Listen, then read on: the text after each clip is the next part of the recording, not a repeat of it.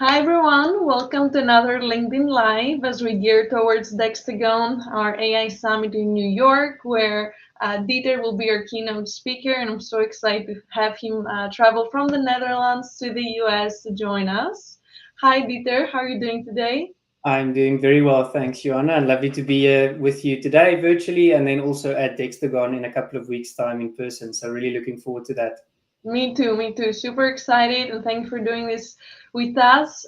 Today we'll just dive into, the main ideas that you'll be discussing there as well, which is all about the impact of Gen AI on HR, the role of HR, the impact on our productivity. And for anyone listening, feel free to write us your questions as we keep up the discussion. We'll make sure we answer them. But to start us off, Dieter, I just want to know why, in your opinion, we should even care, right? Like, what's Gen AI's impact as of today on HR? Why is it a game changer? Why should people really pay attention? I think that's a great question to start off with. And I think there's really a couple of reasons why, in my view at least, I think that generative AI has the potential to really change the landscape for HR. If I take you back to the late 1990s, there's been this transition in HR towards becoming a strategic business partner. A lot of organizations have done really well in that regard. However, the nature of HR work still remains that there will always be a transactional layer of HR work that does need to happen. And I think we've been saying for years that through automation, we will remove that and focus up and free up some time. But to be honest, that the technology was not necessarily advanced enough to be able to do that. So I think there's fantastic opportunities in the HR operating model space that will really free up time, allow us the opportunity to also focus on other things. And I think that also aligns with my second point, really around the fact that HR has not always been accessible to all employees. And here I'm going beyond the notion of employee self-service where I go in and I can pull a payslip. I'm really talking about proactive, advice-driven, data-driven HR has not necessarily been at the fingertips of everyone else. So I think generative AI poses this opportunity for HR professionals to improve their accessibility to HR solutions and to do so and improve their reach and their coverage that they have within the broader organization without necessarily having to increase costs and headcount on the HR side, which is always a bit of a challenge.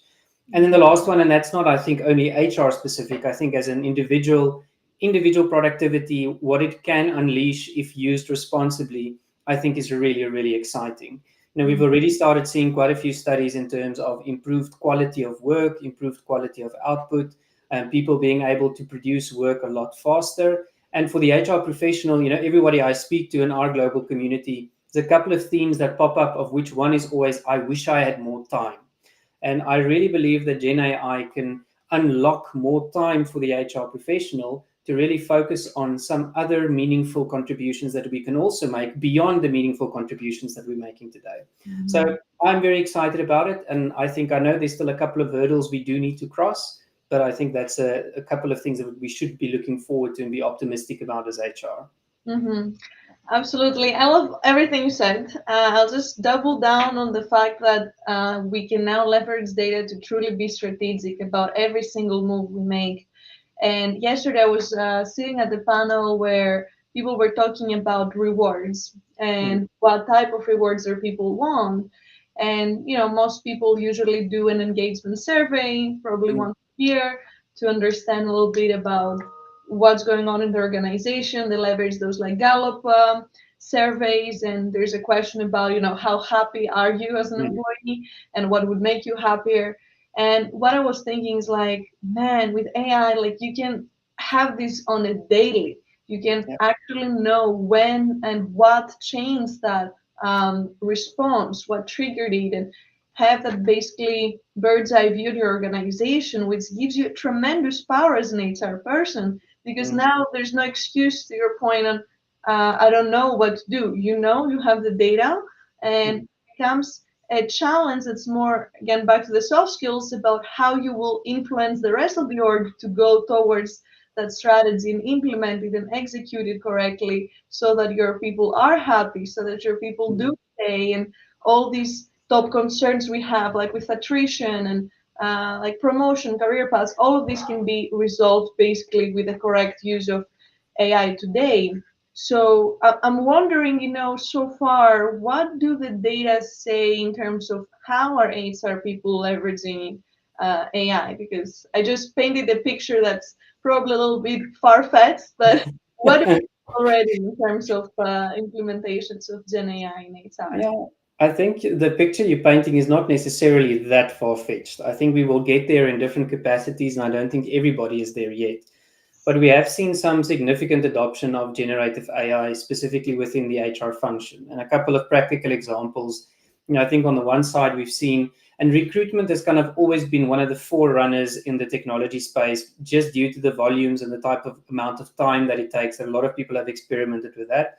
So we've already started seeing generative AI being used very differently in the recruitment process. So, for example, utilizing it for AI-driven interviews, Mm-hmm. live coding interviews. We've seen some organizations utilize as well, that allows the opportunity to screen better candidates in a more fair, unbiased process, whilst not necessarily removing the human touch completely, but just utilizing it very differently as part of that particular process.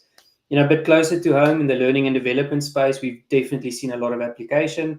Ourselves as AIHR, we've also experimented a lot with AI already, just in terms of thinking about things like learning companions, thinking about things like HR assistants. And Mm-hmm. then next to go from a coaching point of view, really looking at how do we apply the soft skill component in a very, very different way. So I think there's interesting applications already that we're starting to see beyond the expected ones, which is more on things like documentation, knowledge management, payroll processing, which is going to be interesting to see how they mature. Yes. So first of all, I truly apologize. I forgot to mention that you're an HR scientist at AISR. At this No point, problem. I think everybody knows.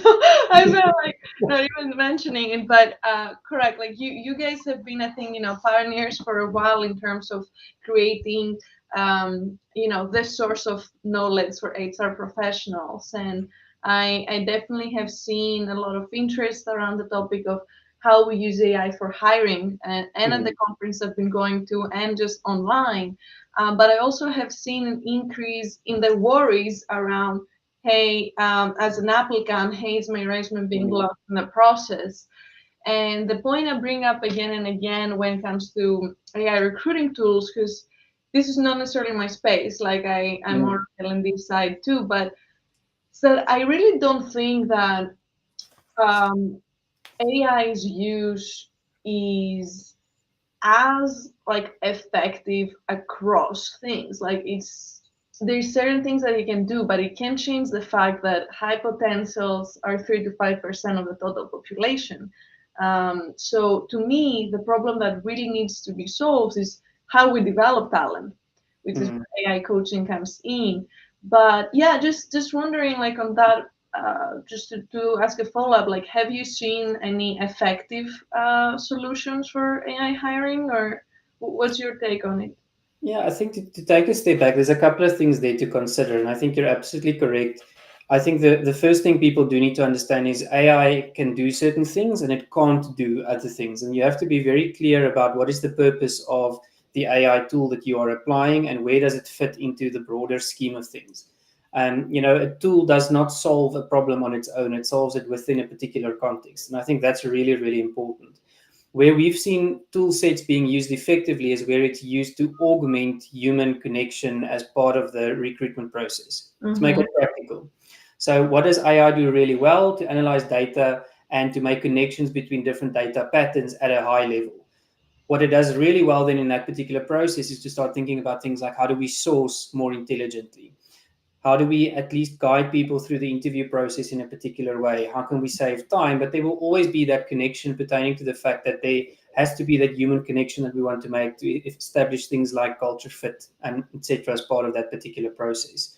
So Mm-hmm. wherever you utilize AI from an HR point of view, always be aware of what is the purpose thereof, where is it getting its data from, and what is the context within which it is currently being used. Yeah. And I think if you keep that kind of in mind, it starts painting a very different picture. Your second point around, I think there is misinterpretation also around fear, both from a user point of view as well as then from an HR point of view, applying it into practice. And Mm-hmm. we've definitely seen a lot of HR professionals being hesitant, not only due to the ethical challenges and privacy that we're still facing, but on the other side, just not being sure where is it okay to utilize that or not. You've seen people utilize open AI tool sets, and when people walk by, they kind of close the laptop down and say, "Oh, it feels like I'm cheating. I don't know whether I'm supposed to be using this or not." Yeah. So there has to be some education on and guidance in the organization around where is it okay to utilize that. And then I think on the side of the user, there also needs to be reassurances and transparency about how are we making sure that the AI is not biased? What controls are there in place? How Mm-hmm. are we ensuring that there's a transparent and fair process in place? Because I think people don't just have to assume that. And I think that's a very, very important component. When people know they're dealing with AI, and that's what some of the studies tell us at the moment, they are much more comfortable due to the fact that they know it's AI with certain limitations and certain expectations that they then hold, versus where AI is kind of imitating and it's being hidden in the back end and utilized as part of that. So I think that transparency and trust component is really, really important, Mm-hmm. especially in high risk processes such as recruitment that has a very big impact on somebody's life if they do not get considered for a job that they are actually qualified for. So I think a lot of lessons still to learn, but those are the things that we should keep top of mind. Yeah, I'm glad you brought up the risk components here and the algorithmic bias. All of this is very prevalent. We see it every day. And that's why I always try to show the application of AI when I talk to people, because on theory it can become, yeah, this complicated gamble machine. You don't even know how to break it down. But in reality, there's so many more like low-hanging fruit type of applications we can have on a daily basis. So even if like you're an HR person listening and you're not ready to, do some huge implementation across the board, you can start with smaller groups. And the most important thing I believe is to lead by example, right? Like, are you actually testing tools yourself? Are you able to present a business case about why, Mm, how this will be helpful in your organization? There's a lot of steps till you get to that big implementation that people sometimes jump so fast that they forget you can take step by step. For example, I just talked to someone yesterday that is doing a 360, mm, and they're leveraging AI to just compile the data and get to some conclusions. That doesn't mean they will remove themselves from the process completely. As you were saying earlier, there's still that human in the loop element, but it now makes that process so much easier and hopefully more frequent. So from the 360, you can go to like quarterly reviews and more day-to-day mm, activities. You can use AI to help in matchmaking, to get a senior mentor with an entry-level person matched. And to me, that's the most exciting application where AI is acting as a broker. You can mm, take so many data points and in a less biased way than a human and figure out, yeah, what works in the long mm. term.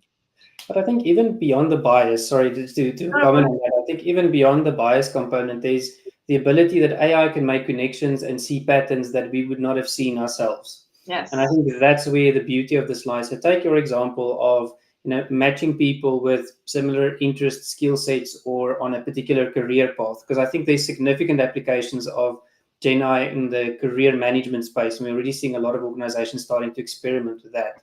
So I think it is about what does AI bring to the table that the human being can't, and what does the human being bring to the table that AI can't? And that balance, that middle piece where that overlaps, I think that is really where the magic is going to happen in future. Yeah. And you mentioned a lot of people get stuck when they think about AI to say, I don't know how to utilize the tool set. It's actually a lot more about the mindset. We talk about something called digital agility, which just really refers to the fact that how open are you to experiment with new technologies and new approaches? How open are you to also learn from that during the process? So to be able to say, oh, that did not work, but let me try something different. And then as part of that, also that resilience to keep on going and being very, very curious about what is happening in the world. Because Mhm. this is not going away. So not engaging with it is definitely not the answer, but experiment small, exactly like you've said, where we've seen responsible adoption. It's been in small increments that is highly controlled, where we learn the lessons, and from there we start scaling it a lot broader. And I think it's been a whirlwind the last year and a half or so in the Gen AI space, but I still think there is the opportunity for responsible adoption, responsible experimentation, and to really make it fit the context and get people comfortable with it as well.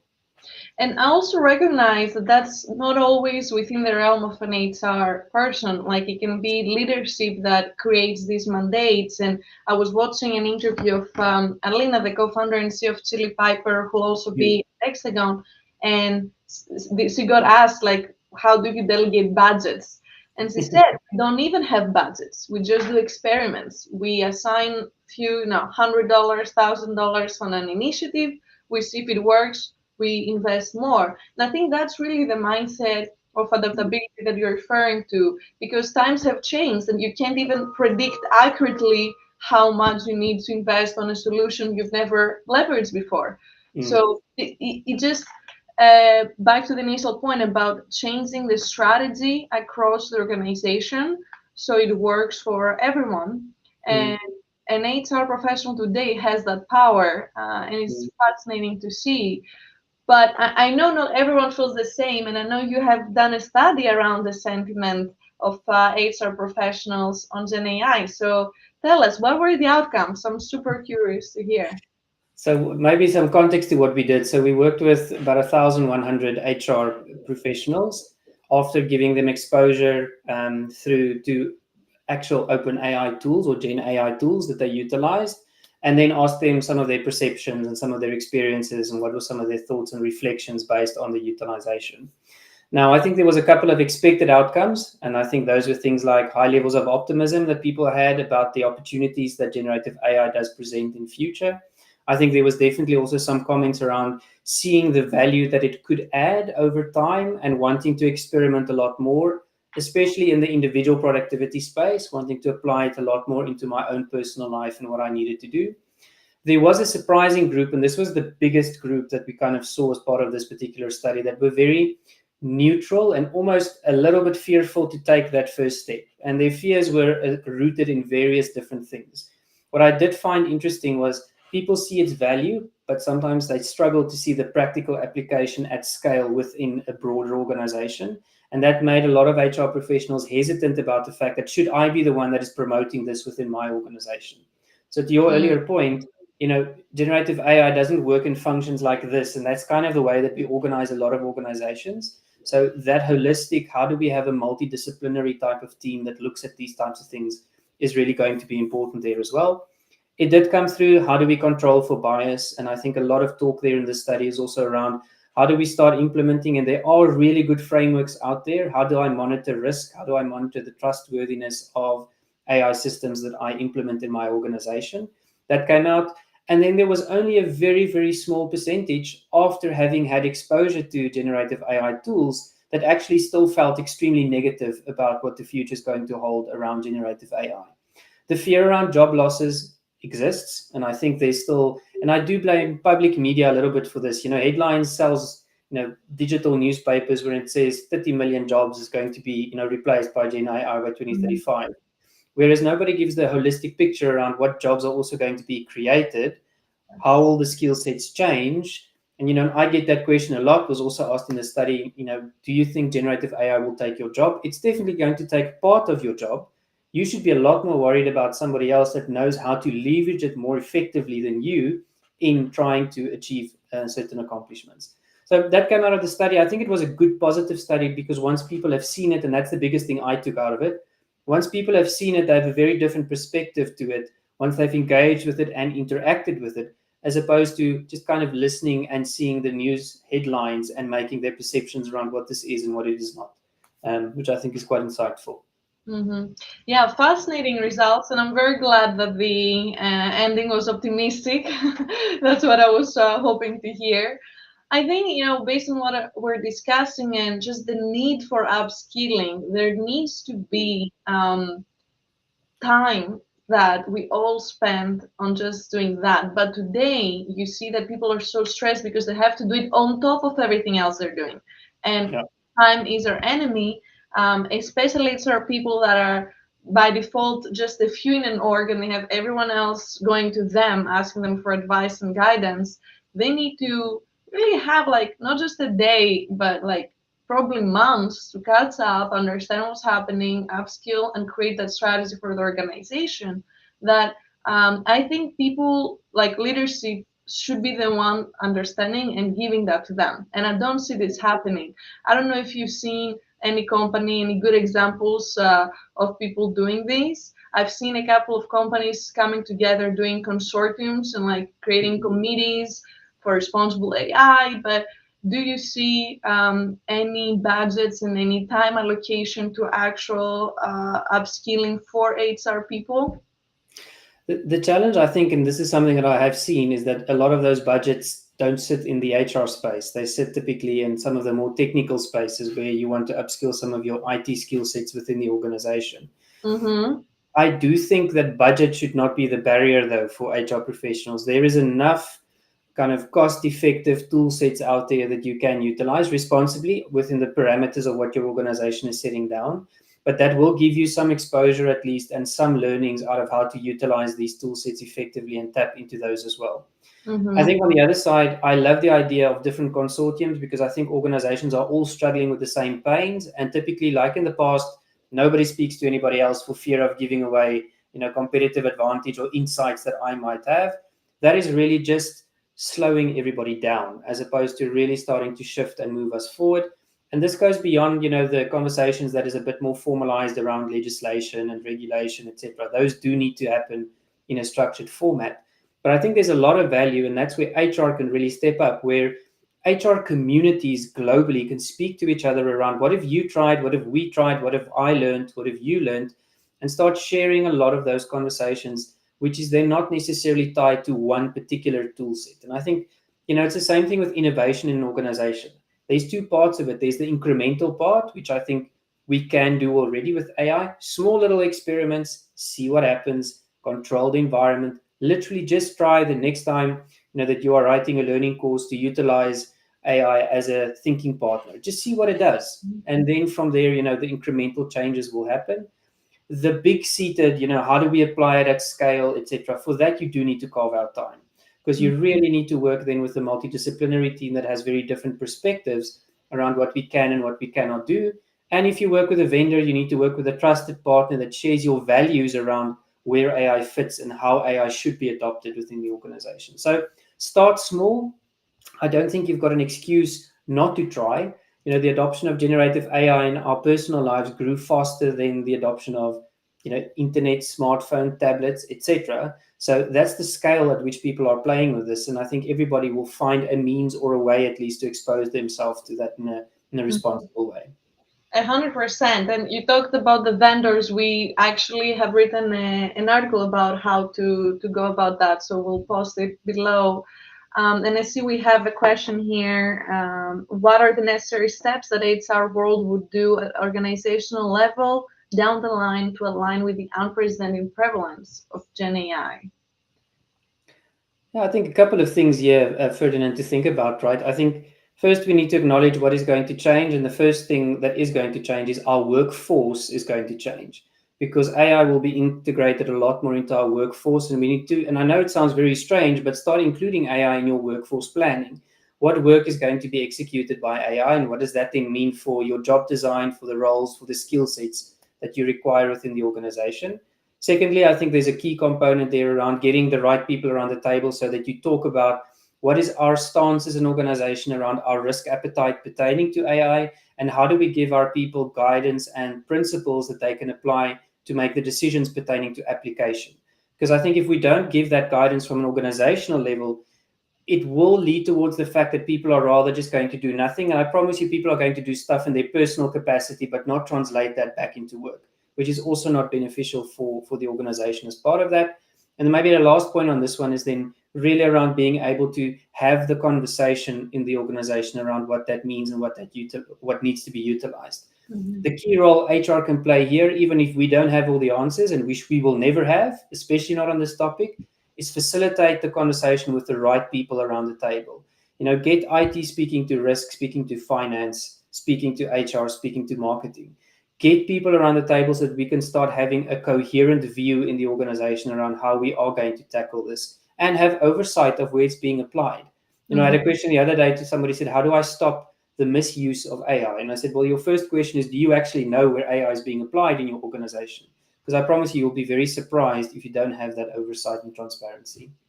Yeah, I second that. I mean, it's so crucial to have a conversation across the board. And what HR can do is actually make sure this conversation takes place. You can put a block in everyone's calendar. You can leverage the next town hall to talk about this, get anonymous votes on what the use of AI should be in your company, what are the main challenges employees have in their day to day, and then try to find what AI Mm. solution you can match to that. So opening up the dialogue, I think A will empower people and B will make change management much easier because you will have basically helped them do what they already wanted to do. So Yeah. there won't be any issues afterwards.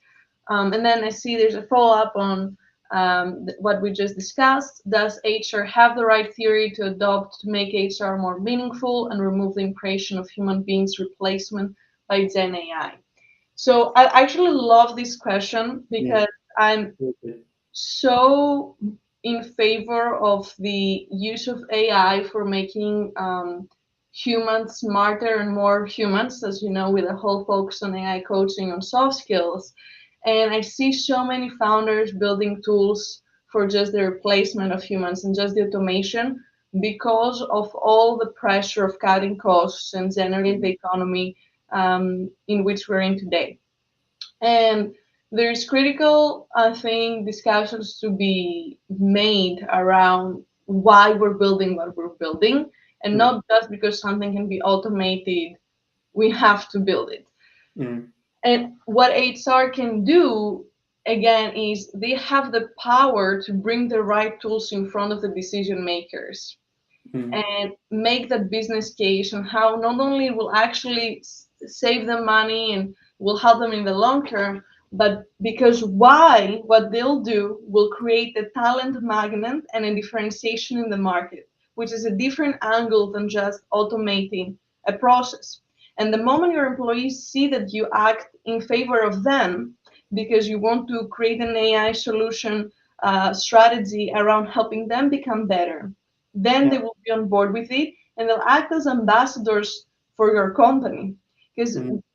as an HR person, you've won when people talk about the strategies you've implemented on LinkedIn and like back to the rewards example, right? Like I've seen many women now that work for companies that have like 26 months maternal parental leave posting about it and saying, hey, look at what my company did, you should do the same for yours. So Mm. similarly, when employees are leveraging AI for their own development for a good purpose, they will talk about it Mm. and they will make you look great. Mm. So I don't know if it's about having the right theory or if it's about you prioritizing truly their development rather than just cost savings. But you have to find a way to make that gap small and find a Yeah. solution that can help you do both at the same time. Agree, and I think we're in the phase, and you've mentioned it, where I think the stories of application need to be shared, and I think also just to give another spin on that particular question is we need to ground that in good science where we learn as we go along. So generative AI is exploding at such a fast pace that there is studies that is taking place. There is kind of the application. What are we learning a part of that? And these two things need to grow and walk together, I think, over the coming years, because it's not as if it developed in the one space and was moved into the other space. So I think it has to be a lot more integrated. Having said that, though, there's already been some excellent work done. I can only comment from an HR point of view, but for example, have a look. There was a special edition of Organizational Dynamics of the journal that already spoke about certain applications, guidelines for the application of Gen AI in human and social sciences. There was already Mhm. some really good case studies that were shared there as well. So these two things do need to work together. I think there's good frameworks and theory out there, but they will evolve, and it has to be evolving. To your point, based on real life examples and shared success stories. Absolutely. And one last question for you, Dieter, here. We talked a little bit about the skills HR managers Mm. need to have, but what else is the future AI HR manager going to be an expert on? What are these skills like business acumen that comes a lot lately? What are, Mm. a couple things that come to mind that people should prepare themselves for? Yeah, so we believe in a T-shaped HR professional of the future. And very briefly, it means that everybody in HR, regardless of role or level, needs five competencies, core competencies. Business acumen, like you've mentioned, how do I understand the world around me and connect HR to that? On the other side, data literacy, working with data, telling stories through evidence-based HR. Digital adoption that I spoke about earlier, or digital agility. People advocacy, how do I build cultures of well-being? And then execution excellence, which is more on the interpersonal side, how do I show up in the organization? That then has to be complemented by your specialist functional skill set and domains that will still exist within the future. Our view is, though, that that will be a lot more integrated than what it is today. So today it's extremely functional. I'm a recruiter. I don't know Yeah. anything about compensation and benefits. Whereas in future, you will probably have to understand some of those dimensions and at a minimum understand the broader HR value chain and how those different things connect. To sum it up, for me, curious HR professionals will be successful in the future. People that are able to think critically, so to be able to evaluate what's real and what's valuable or not, and HR professionals that act with care. And what I mean by care, I really mean being able to drive a human-centered approach while still bearing in mind that you are in a business that is there to make money. How do you balance that and how do you care for the human beings in that particular context? And as I always say, it's about the sustainability mindset, combining all of these things for the good of the long term of the business and of the individuals involved. Amazing. I mean, as I said, I already knew we could have been talking about this for hours, but this is it for today. If you want to learn more about the topic, join us at Dextagon end of April. And thank you so much, Ferndad, for your question and Dieter for your time. As always, super enlightening. And I'll see you very soon. Thank you so much. Thank you very much. Take care. Bye.